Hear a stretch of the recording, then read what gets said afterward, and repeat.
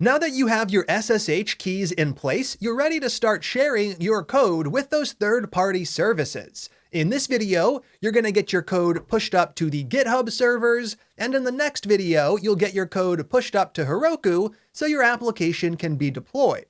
To start, let's head over to github.com. Now, you should already be logged into your account as we did that earlier in this section. On the left-hand side, you'll notice I have a list of repositories. These are projects that I've been working on for clients and for other classes. What we want to do is create a new repository.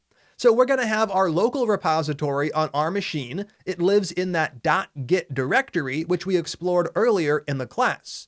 We're also going to create a repository for the project on GitHub. That is how GitHub is going to be able to get access to our code so it can show it in the user interface, and so we can do other great things like track issues and collaborate with others. Now, creating a repository on github.com is really easy. There's a plus icon near the top right of the screen. We click New Repository, and then we fill out a very simple form. The only thing we need to do is pick a repository name. Now, this does not need to line up in any way with the name you chose for your project locally. You can pick anything you'd like as long as you're not already using it for a repo name on your account. I'm going to go ahead and use node3-weather website. Once again, you can pick whatever name makes the most sense for you. Next up, we have an optional description, which I'll leave blank. And then we have the option to create a public repository where anyone can see the code, or a private one which you'd use for private proprietary projects. Now in this case, you can stick with public as private does require you to be on a paid plan. I'm going to switch mine over to private though, so I can keep this project hidden from students so no one will know I'm working on the course until the whole class is ready. Once again though, you can just leave yours as public. Next up, we have an option to initialize our project with various things like a README file, a gitignore file, or a license. We're not going to do any of that. We're going to move on to the next step, which is to create the repository. So right here, when we do that, it's not going to be able to show us our repo code because there is none. GitHub doesn't know what code is associated with this project, so it's simply giving us some instructions for the various ways we can get started. We can create a new repository from the command line and send that to GitHub. We can push our existing repository up to GitHub, or we can import it from some other version control system. In this case, the second option is what we want. We already have a repository with commits locally on our machine. We simply want to send it to the GitHub servers. Now there are two commands here to get set up, but before we run them, I want to explain what they do so you can actually understand what you're doing. Right here we have the first command, git remote, add origin, followed by a long URL. So to start, we are indeed using Git like we've done from Visual Studio Code plenty of times already, and we're using remote to manipulate our remotes. A remote is nothing more than a version of your project hosted somewhere else. So we're going to have a version of our project hosted on github.com's servers and on Heroku's servers. Next up, how are we trying to work with our remotes? We're trying to add them. For example, you could also use remove to remove a remote. In this case, though, we don't have any, so we're setting up our very first one. Next up, we choose a name for the remote. This value could be anything you like, but by default, your first remote should have the name origin. This is a common convention you'll see across the web. After that, we have a nice long URL. This URL contains two nice pieces of information. It has our username right here. You should see your username, and it has the name of the repository that you picked. So right here, I have the name that I chose. Now, when we run this command, we're not actually sending our code to GitHub. All this command does is it sets up that channel of communication. You can think about it like adding a contact in your cell phone. You pick a name for the contact, and then you pick their phone number, or in this case, the URL, but we're not actually sending anything to them. We're just setting that up so it can be used in the future. Right here, we're going to take that command, copy it to the clipboard, and from the terminal, we're going to run it from the web server directory. Once again, it's important that you run these commands from the right location. So I'm going to paste it in, I'm going to run it, and now we have a remote called origin, which we can push to, and that's going to send our code to GitHub. As we add new commits, we will push those new commits up to GitHub, making sure that GitHub has the latest code. That's where the second command comes into play. We have git push with the uflag origin master. So git, once again, is just the git command followed by push. Push allows us to push our commits up to a given remote. Then we provide the remote name, origin. Now, master is the default name for what's called a branch in Git.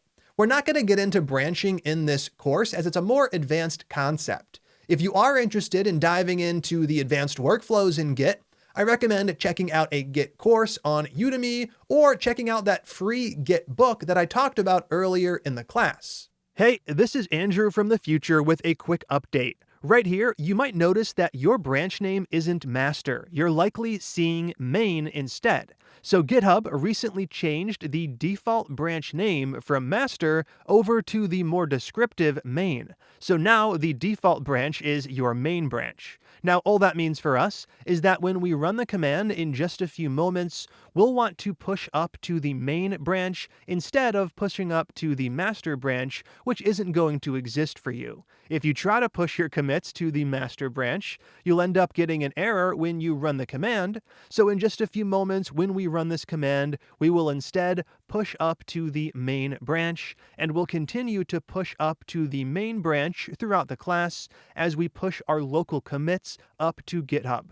And I'll jump back in just a second to remind you when we run the command for the first time. So once again, the only thing that's changed is the branch name. It was master, now it's main. So when I push to master, you push to main. All right, let's jump back in.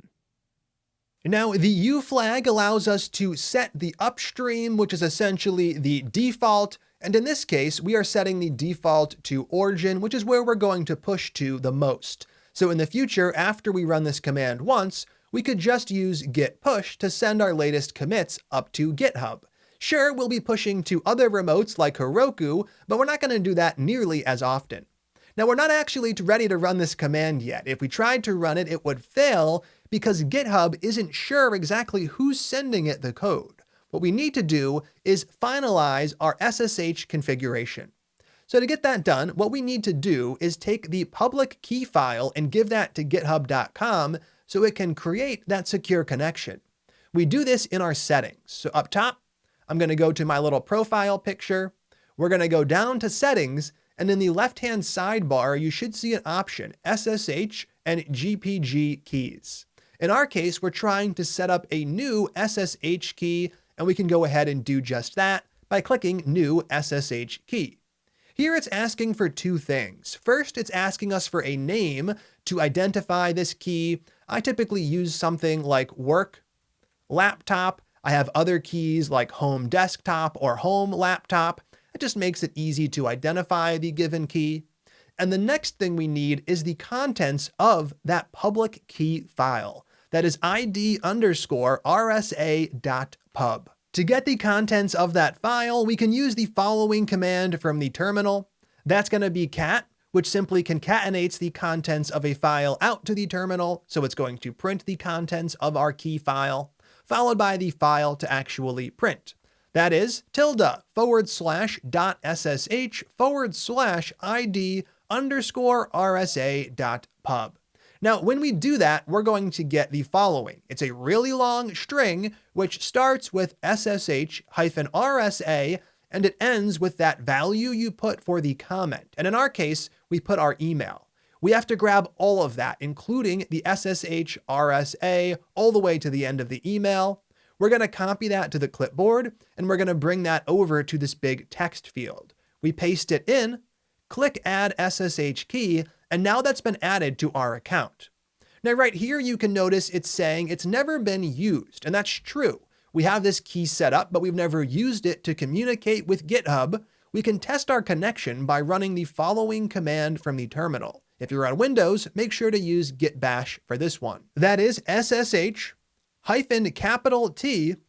then space git at github.com. This is going to test our SSH connection to the GitHub servers. If it works, then we know our key has been set up successfully and we can push our commits up. If it doesn't work, then we know we have a problem. Right here, I'm going to run it and we're going to get the following message. This is not an error. It's simply saying that it can't confirm the identity of the server, but we can indeed accept that by typing yes, since we can see that things look good. And once we do that, we can see the final line, hi, followed by your GitHub username. You've successfully authenticated, but GitHub doesn't provide shell access. If you're seeing this, that is a good thing. This means you are able to correctly authenticate with GitHub, and now we're ready to push our code up.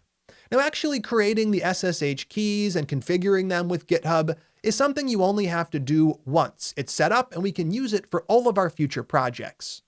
I'm going to head back over to the dashboard, the home page. Then I'm going to grab that repository I just created. I can search for it over here. Node 3 weather website. I click it, it brings me back to those instructions, and we can run that second command. This command is actually going to take our commits and it's going to push them up to whatever's at the following URL from the previous step. I'll bring that over to the terminal. I'm going to paste that command in. This is Andrew from the future with one last interruption. As I mentioned previously in the lesson, the default branch name for new GitHub repositories has changed. Previously, it was master, which is what I'm seeing here, but now it is called main. Now, if you copied the command directly from GitHub, you should already have exactly what I have right here. So this is the new command, and almost everything is the same except for the branch name. So we're still using git push with the U flag. We're still pushing to the origin remote. The only thing that's different is instead of pushing to master, we are now pushing to main.